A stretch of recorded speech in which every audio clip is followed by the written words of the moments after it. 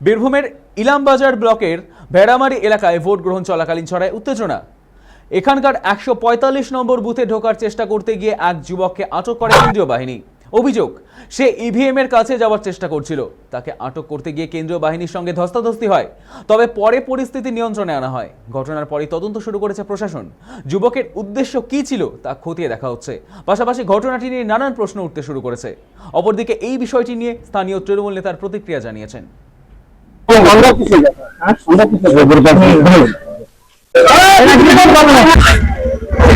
संतरी के साथ खड़ा है तो उसको तोड़ करके अंदर भाग के गेट के अंदर घुस गया। अब कैसे घुसा, इसका क्या माथा है क्या नहीं है, जबरदस्ती करके घुस गया, मारतोड़ करने लगा। सबके सामने कैमरा लगे हुए हैं, सब दिखाई दे रहा है।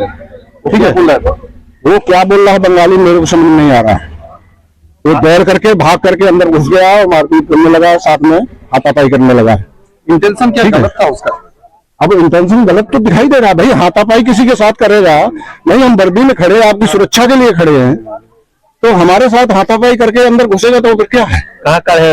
अब ये अभी पता नहीं है कहाँ का है, ये आकर के बताएगा। अभी कैमरा लगा हुआ है, वो दिखाई दे रहा है सब कुछ। এখানে এটা বাচ্চা ছেলে, গ্রামের যে বাচ্চা ছেলে রয়েছে জল খাওয়ানোর জন্য যে বুথে যারা রয়েছে জল নিয়ে গেছিল, হয়তো কেন্দ্র বাহিনী সেটা আলাদা ভাবে নিচ্ছে, সেটা একটা বাচ্চা ছিল তো মানে তার সাথে একটা ধস্তাধস্তি করেছে। ছেলেটা বয়স কত হবে? 13-14 বছর বয়স হবে। উনি তো ভোটার নয়, ওনার মা গেছে, বাবা গেছে, দাদা গেছে, জল নিয়ে গেছে, বয়স্ক যেহেতু। কেন্দ্র বাহিনী সেটা উল্টো ভাবে নিচ্ছে। এবার যত আমাদের বলতে গেলে সেটা অন্য বিষয় নিবে, তত কেন্দ্র বাহিনী যে করছে ওনার কাজ উনি করছে, আমাদের কাজ